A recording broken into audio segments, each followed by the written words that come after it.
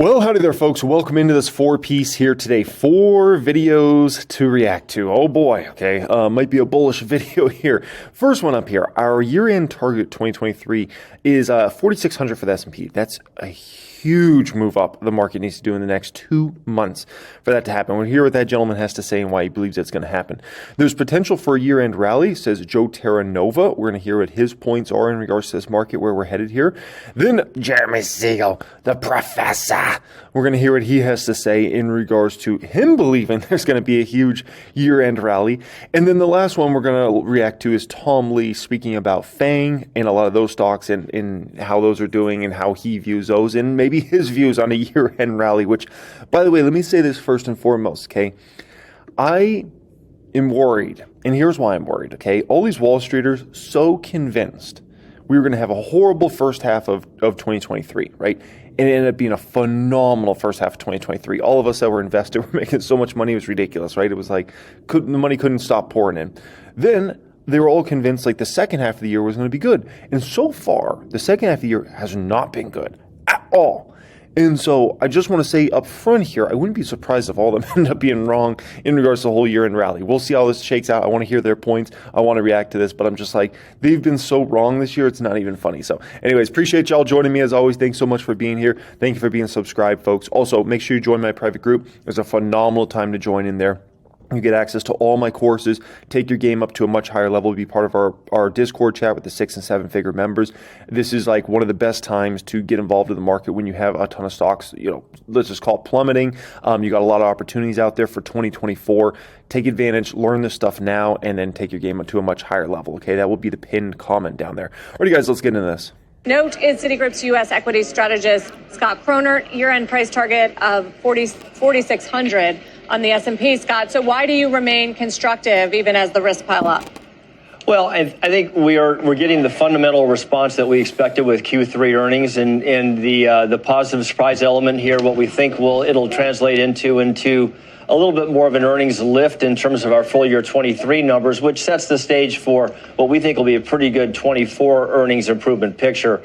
That's the crux of where we're coming from. Now, I think in terms of issues here, I think we're confronting clearly the geopolitical situation in the Middle East, along with stubbornly high interest rates. And those are sort of shorter term roadblocks. But we think from an intermediate term perspective, the stage is set for a pretty good fundamental follow through into next year. Do bond yields have to stop going up for you to stay bullish? Ooh, that's a good question. I'd say one of the things that we're battling here, Sarah, is this cross-asset valuation between stocks and bonds. And it's an issue that we've been highlighting for several months. I think this latest 100 basis point move over the past 3 months is really clouding the picture. And what it is doing, we think, is keeping some money on the sidelines, 100%. Either in short-term fixed income and even out the duration curve to a certain extent. And that at some point should be a source of buying power for U.S. equities, but not quite yet. Yeah.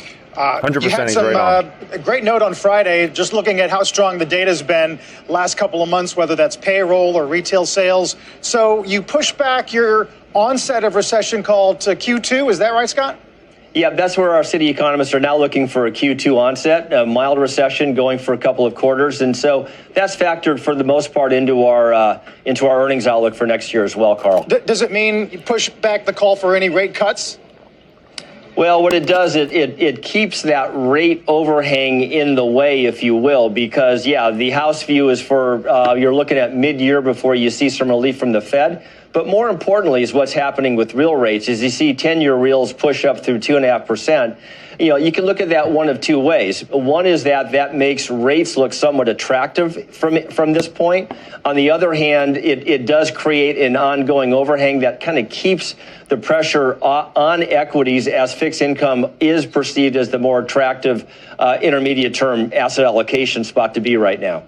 What about the cautious commentary and guidance that we're getting from earnings? I know that the third quarter seems to be decent, but across industries, Scott, we are seeing concerns about the macroeconomic environment and cautious planning. We just talked to onsemi. Yeah, I think that's a fair point, Sarah. I mean, and we expected this going in with rates where they are and with geopolitics as they are. no surprise that you're seeing C-suites keep it pretty close to the vest in terms of the outlooks. But, you have to keep in mind, this has been an issue that we've been confronting for the better part of a year now. And what happens is that it keeps a lid on expectations. But ultimately, as we get to the actuals, in this case, we'll get through Q3, then we'll be looking at Q4 actuals. I suspect we'll see something similar in terms of a pretty decent positive surprise element that kind of keeps the tailwind, if you will, to our earnings outlook anyway for next year. What do you expect that just in terms of this week? We've got a lot of big reports coming out, from the jobs report to the Fed decision, Bank of Japan, Bank of England, this quarterly refunding that we get from the Treasury. What do you think is key for equity investors this week to maintain some of your optimism here? Well, I really think we want to see, 10-year yields certainly hold at current levels, if not begin to move lower. And so I'm going to focus a little bit more on the 10-years versus Fed funds, because I think that's actually what's kind of coming into play a little bit more in terms of this equity bond math right now. And I really do think it's relief on the 10-year, which basically is going to come back to, increased and ongoing confidence that the Fed is most of the way through their hawkish positioning, and that we can begin to talk about ongoing improvement in the inflation picture as we head into 2024. That's going to be... Okay, so then what that man just said is very shocking. I would say very, very shocking. Why is it so shocking? Okay, I'll explain to you why.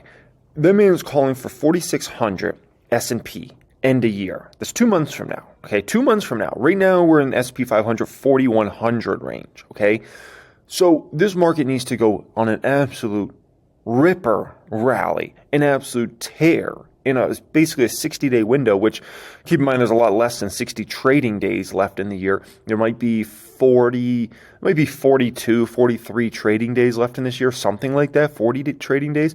So, like this would be an insane rally to get there, okay? But that shows you how bullish these Wall Streeters are, and maybe they're going to funnel in a ton of money here, toward the end of the year, which is going to, become kind of a self-fulfilling prophecy of everybody believes the market's going to go in higher, so everybody buys stocks over the next few months, and it pushes the market higher, right? Next up here, there's potential for a year-end rally, says Joe Terranova. Idea. I mean, he sounds, oh, yes, it's possible we could get a Santa Claus rally, but that's way off of the, market's sort of primed for a run into the end of the year. Now says it's unlikely to recoup what's been lost from peak July until now. Recouping what we lost from July might be somewhat difficult. So you were looking for a year-end rally too? Yeah, I do think we have the potential to have a year-end rally, middle of November, Thanksgiving-ish into December. Let's remember, NVIDIA will report as in the few days preceding Thanksgiving. That potentially could be a positive catalyst. You have companies that probably will be buying back their stock as we approach the end of the year. And you do have this deeply oversold condition that now correlates to bearish sentiment that's reflected in positioning as well. So I think you can get it, but Scott, I don't think you're going to get. I don't think it's kind of like the Jet Giant game yesterday. The Jets eked out a win, but it was kind of an ugly game, and the Jets barely won. It was. I think that's the market. So we're going to get then more punts to play off that. We'll get more punts than anything else. We're not going to be able to get much offense going. We'll just go a bunch of 3-and-outs. We may go sideways. Maybe we'll get a little bit of a bump. Maybe we get a little pullback. Is that the kind of market we're in for? By the way, Mike Wilson, big shock, says the chances of a fourth quarter rally have fallen considerably, though, while Piper Sandler says don't stop believing. 48.25. They stick with that. Yeah, I don't know how we get to 48.25. Look, well, you get it by going up 17%. That's right, which I don't see. I think what? Wait a minute. You're going to be flipping my flapjacks. What are we talking about here? Did somebody just make a prediction? A prediction that the S&P is going to roll 17% into year end? What? Oh my gosh. Now that's a prediction. Oh, no. Okay, no. But that would be sick. Look, I don't think it's out of the question that we hit Jim's target. 17%, I'd probably make over $1 million in the next 2 months if that was the situation. That's not happening. I'm just telling you that's not happening, but it'd be $1 million plus in the next 2 months. Here, but the question is from what level and what has to happen. So we'll be done with the Fed this week. Base case for everybody is that they don't hike. I don't see him really dialing back his somewhat hawkish tone.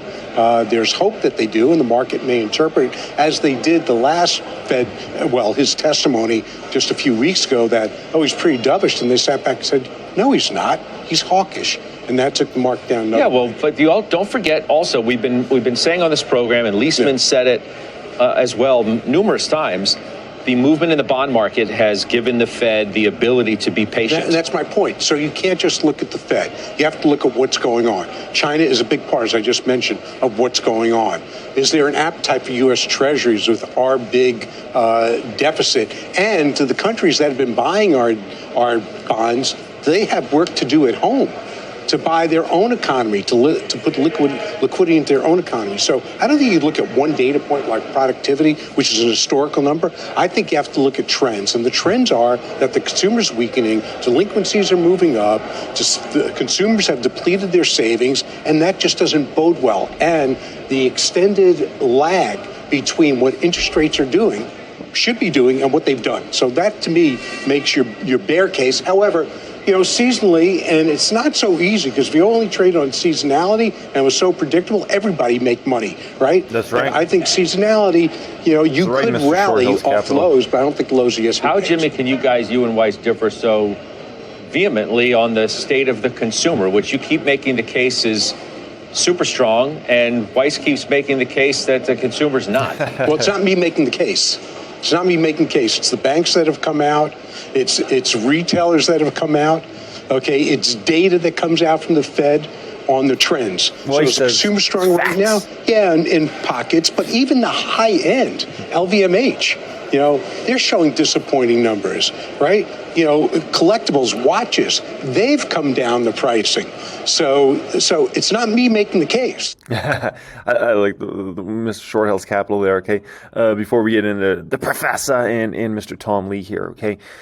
I was at Crystal Shops at Aria last night, okay? I'm not sure if you guys ever been to Crystal Shops at Aria.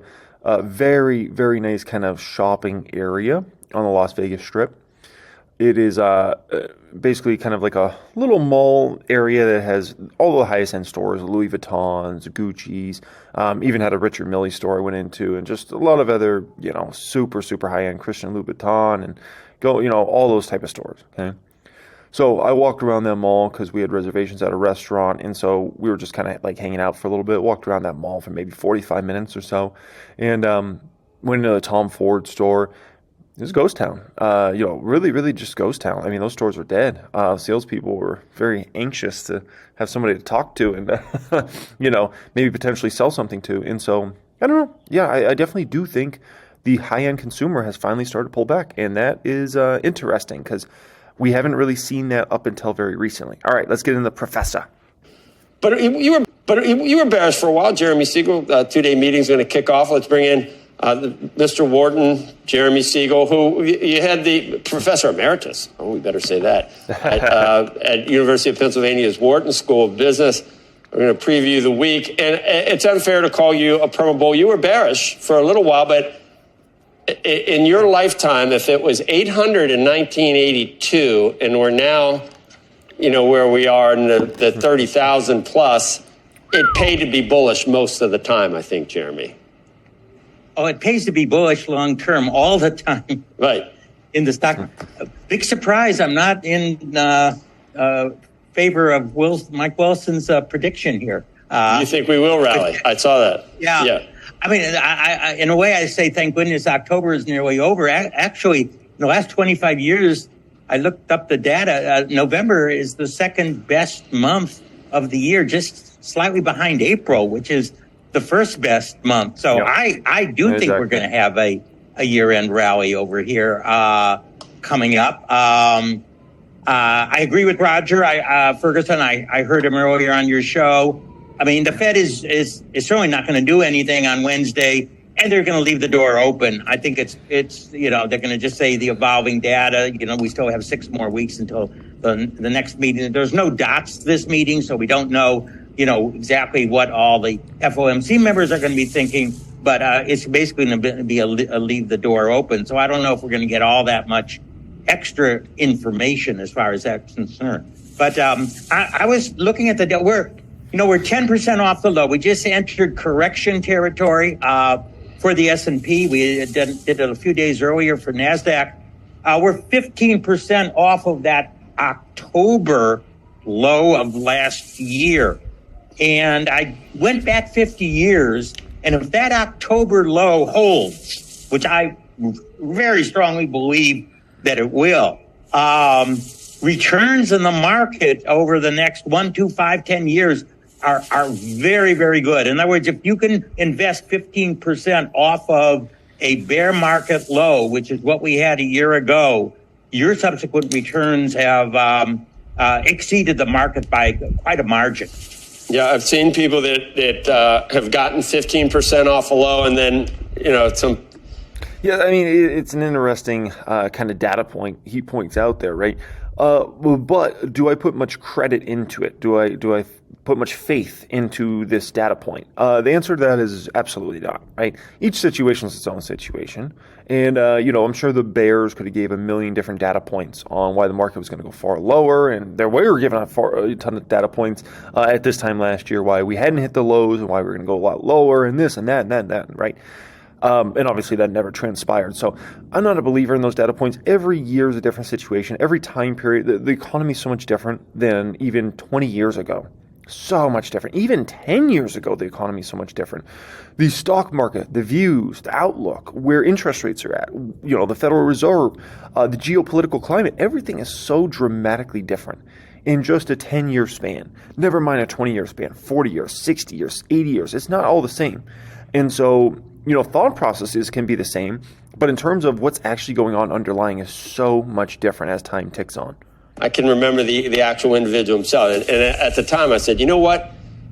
You just called it a multi-year low, and you're getting bearish 15% off the low. That's like stupid, right? And as it turned out, it did go much, much further. So you got to let your profits run, and 15% isn't that much off a low. Do you know what I mean? Right. I mean, more persuasive than technicals or calendars. We're 16 and a half times next year's earnings. And he talks about fading earnings expectations. Actually, 2024 is holding in better than historically as time goes on. Usually there's a phase. And, that 16 and a half includes the Magnificent Seven. You get out of that and you're really at about 14 times earnings, 13. You get to the mid and small cap, you're 11 and 12. I mean, these are historical lows. To be fair, a lot of people think the earnings picture could deteriorate further in 2024. Okay, that does not mean that's going to happen. It's just there is a perspective from some folks out there that the earnings picture could get worse. There's a recession view, those sorts of things. So, when you have higher interest rates, which is we're 5% plus in Fed funds, right? When you have treasuries yielding what they're yielding, and when you have a lot of people talking about potential recession, potential earnings problems in 24, right? Naturally, I think we're pretty fairly valued right now, considering the risks on the other side. I actually don't think we're undervalued given everything that's going on in the market. I believe there's some very specific stocks in this market, and actually quite a few of them, that are extremely undervalued in this market. But I do not believe necessarily the market, if you look at the market in general, we're undervalued. I believe we're a fairly valued market in general, but I believe there's steal deals all over this market right now. Like we saw back in the 80s when the 10-year was, 12 and 14%. I think we're pretty well near the top on the 10-year, maybe 5 1/4, but we're not getting up into those levels. And that's the only time that we really saw anything that was like single digit PE ratios. Exclude that period of time in year 17, 18, 19, 20. So I think valuation is persuasive. I actually think growth is going to be better next year. And I, in fact, think that the higher real interest rates that we've seen is actually more optimism about growth in 2024. And that's going to pressure, the stock market because it has to discount those higher earnings. But I think those higher earnings are going to come through. That's another thing, Jeremy. You would think there will be, debt will come due for companies and people that thought rates were never going to go up. And there will be some indigestion. But we're just getting back to what a normal rate of return is. I mean, businesses and people have done fine multi-year periods with interest rates where they are right now. This By the way, if you're thinking like, would you want the Fed to cut rates in 24? Let's address this for a moment. Do you want Fed to cut rates in 24, or do you not want them to cut rates in 24?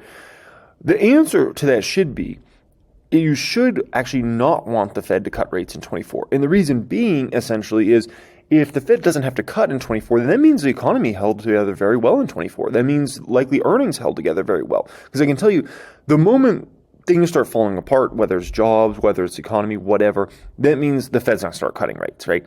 And outside of that scenario, they're not going to be super motivated to cut rates. But once they start seeing, oh, this is bad, this is bad, this is bad, that's a moment in time, especially if you start getting inflation, let's call it CPI in the twos, that's a moment the Fed says, okay, we got to start cutting. But then if you start cutting, then you're worried about job losses, you're worried about earnings for companies, right? You're worried about a lot of other phenomenons out there that are, let's just call it on the scarier front. Be choking off business expansion or business formation or anything at 5%.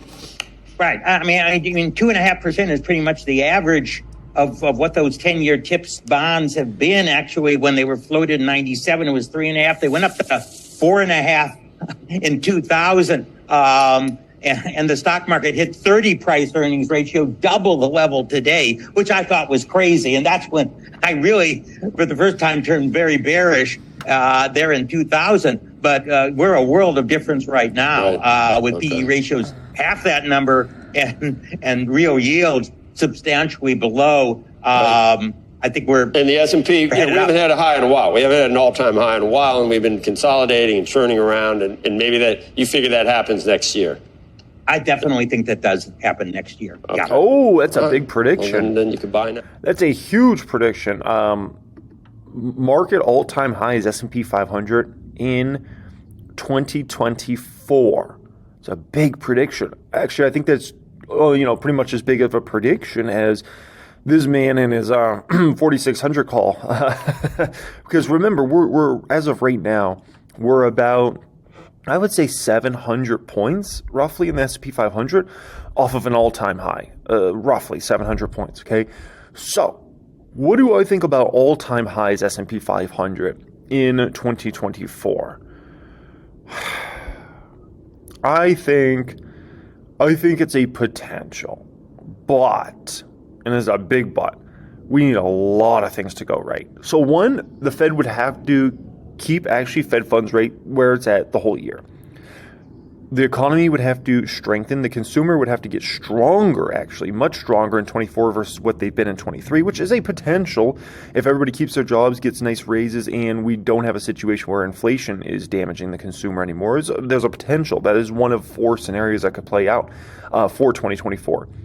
And if that scenario plays out, then earnings likely hold in very well, right? And there's a potential at some point in the year you hit a new all-time high, right? Maybe you get up to S&P 500, 5,000 or something like that. But I would put the odds on that at probably, I would put the odds at probably about a 35% for an all-time high. I think 35% is where I'd put the odds if I was the one setting the lines here in Vegas on S&P all-time highs, 35%. So basically, I'm not expecting actually all-time highs next year.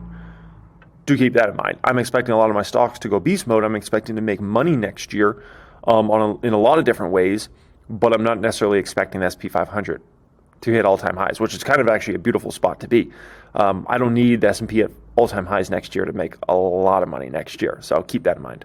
Advisors Tom Lee, he joins us here at Post 9. So what is your level of conviction in your bull case for stocks into year end right now? It's actually high. I know it's been a tough 3 months, a brutal October, but I think stocks are getting washed out now, and the effects of this jump in long-term rates is starting to bite, and I think we'll see it this week in the economic data. I think that's going to push sort of Fed to be patient, right? Because this jump in rates just in the past couple months is equal to 4 hikes. And that should get investors a little more constructive about how the Fed reacts to incoming data. So I think with positioning, economy being okay but slowing, And if rates could stabilize or fall and the Fed turning slightly more dovish, I think it is a formula for a rally. But what about the leadership in this market? Oh my gosh, look at some of these stocks here today. Oh my gosh, Align, 177. Oh man. I wonder what Enphase is up to today. I wonder what Enphase is up to today. We got to see Enphase. I'm actually genuinely very curious about Enphase here today, folks. Let's take a peek. I have it on my housing stocks watch list. Enphase, Enphase, another 4% plus down here today. Wow, that's vicious, man. Enphase now $78 a share. Jeez, the pain, man. Woo, incredible. This week, I mean, it wasn't like the big mega cap tech earnings were awful, but the reactions were. That's right. I think the mood of investors has turned cautious, so they faded decent earnings. I don't think FANG's fundamentals are weaker. I mean, they're still at the center of this AI sort of secular story. So I think FANG actually leads into year end, and that also helps lift the S&P. But is your view based on the idea that rates are going to start to come? By the way, okay, so how do I feel about the big tech stocks into year end? You know, the FANG stocks. I actually do think those ones could roll into year end. I think there's a real potential. Not all of them, but think about Amazon after those earnings. I think that one could roll into year end. Meta after those earnings. Google, McDougal after those earnings. I think there's definitely potential those ones could roll into year end because their valuations are pretty attractive compared to their growth rates those companies are putting up. They're all far cheaper than anybody really thought even last week based upon how strong the beats were on the bottom line for those companies. So all the forward Ps are likely off on those stocks. They're actually far lower than what a lot of people anticipate. So I think stocks like that could roll into year end. Do I have the most faith in something like a Tesla into year end? No. Do I have the most faith in something like an Apple into year end? No. Do I think NVIDIA could roll into year end? Absolutely. If they come through with another banger of a quarter and great guidance, they could roll into year end. AMD, if AMD comes through and reports a great quarter, which they report tomorrow, yeah, I think it's possible. So, yeah, I do think those stocks specifically, a lot of them could be rolling into year end. That it's not going to be higher for longer, and therefore perhaps that we aren't going to see a significant impact on earnings as a result of these higher rates over time? Yes, to an extent. There was a great report by Goldman Sachs economists about what fair value is for the 10-year. They used 3 models, and they came up with like roughly 3.8%. So the 10-year at 5 is reflecting this uncertainty about inflation, how high the Fed has to be. If the data softens, we're going to start to see investors say, look, the Fed reaction function is if we got unemployment picking up and inflation weakening, they're going to cut. So I think we're seeing the peakish points in the rates right now. Doesn't the market eventually transition to bad news being bad news? Yeah, I mean, that's a bad quadrant to be in. If we're slowing, but it's consistent with soft landing, that's bad news is good news. But if it's a sudden slowdown in economic activity because we just ran out of gasoline, that's actually bad news is bad news. So I think right now it's open to interpretation, but to us it still feels like we're tracking for a soft landing. The other interesting thing, Goldman Desk takes a look today at some of the dislocations we've had within earnings. Morgan Stanley, Google, Verizon, like top 5 biggest underperformances on a T1 basis, T+1 in several years. What do you think that's about? I don't think it's inflated earnings expectations. I just think the mood of this market's gotten really cautious because of all the geopolitical tensions. I mean, I noticed this over the weekend. Almost every conversation with a friend or family or even a client talks about what's going on in the Middle East. I don't know if someone wants to be adding risk, even if they think the earnings were decent. So I think the mood is cautious. But of course, as you know, when positioning gets too bearish, that's when bad news becomes good news. I wanted to dig into that for a moment on the geopolitical risk, because you would have thought it might have been more of a bullish factor for bonds if people are feeling so negatively about risk. And the equity impact isn't clear to me, because war can be also very bullish and stimulative to certain industries in particular. So how do you think about all that? Well, I think that's been a source of confusion, because I spoke to a couple of fixed income clients over the weekend, and they were saying that the bond market is acting like the war is a limited war. That's why you're not seeing a flight to bonds. Yeah. But the stock market, I think, it's not trying to discount the defense spending issue. I think it's trying to discount, is this leading to a conflict that could become, much larger? And, in that case, people are just changing risk premia. And that's why I think stocks are being hit while bonds haven't been hit. So well put by Tom Lee there. Yeah, appreciate his thoughts. Nothing really further to add there. Appreciate everybody joining me as always. Thanks so much for being here, folks. Thank you for being subscribed. Also, if you're looking to apply to join my private group, check out the pinned comment down there. Fill out an application. We'll see if we can get you in there this week. Much love and have a great day.